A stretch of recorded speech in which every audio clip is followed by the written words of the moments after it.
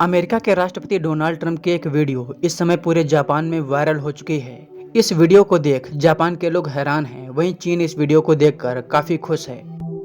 इस वीडियो को देखकर अंदाजा लगाया जा सकता है कि किसी पर निर्भर होना कितना घातक हो सकता है। इस वीडियो को देखने के बाद जापान की अमेरिकन इलेक्शन के समय की कुछ तस्वीरें याद आती हैं, जिसमें जापान के लोग डोनाल्ड ट्रंप के समर्थन में रैली निकाल रहे थे। लेकिन इन लोगों को नहीं पता था कि डोनाल्ड ट्रंप कितना घातक हो सकते हैं। सबसे पहले आपको ये वीडियो दिखाते हैं, फिर आपको विस्तार में बताते हैं कि आखिर हुआ क्या है। We have an interesting deal with Japan that we have to protect them, but they don't have to protect us. You know that?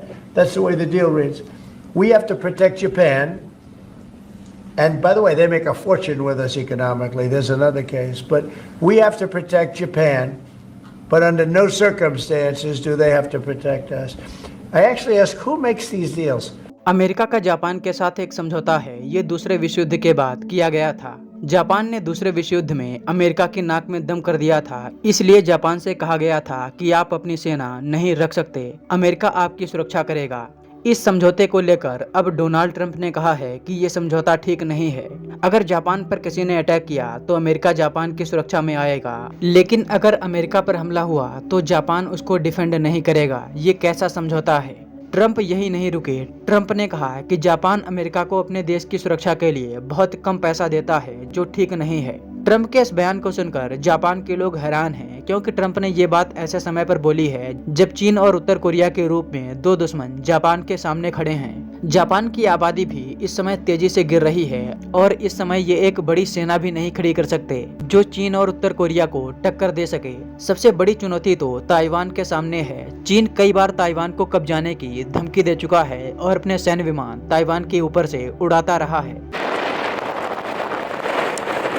अभी तक अमेरिका ताइवान के साथ खड़ा था, इसलिए चीन को ताइवान पर हमला करना थोड़ा मुश्किल था। लेकिन अब डोनाल्ड ट्रंप के बयानों से ऐसा लगता है कि अमेरिका ताइवान को बचाने नहीं आएगा। बचाना तो दूर की बात रही, अमेरिका ताइवान की कोई मदद करेगा, इस पर भी संदेह है। चीन कभी भी ताइवान पर हमला कर सकता है और चीन के पास ये मौका भी अच्छा है कि वो ताइवान को चीन में मिला ले। मुझे ऐसा लगता है कि डोनाल्ड ट्रंप के कार्यकाल में चीन ताइवान को लेकर कुछ बड़ा कर सकता है। कभी भी ये खबर सामने आ सकती है कि चीन ने ताइवान पर हमला कर दिया। इसके चांसेस बहुत हाई हैं। दुनिया भर के जियोपॉलिटिकल एनालिस्ट इस समय ये डिस्कस कर रहे हैं कि रूस और यूक्रेन युद्ध के बाद अगला युद्ध चीन और ताइवान के बीच हो सकता है, जिसका डोनाल्ड ट्रंप की पॉलिसी की वजह से समय और भी नजदीक आता जा रहा है।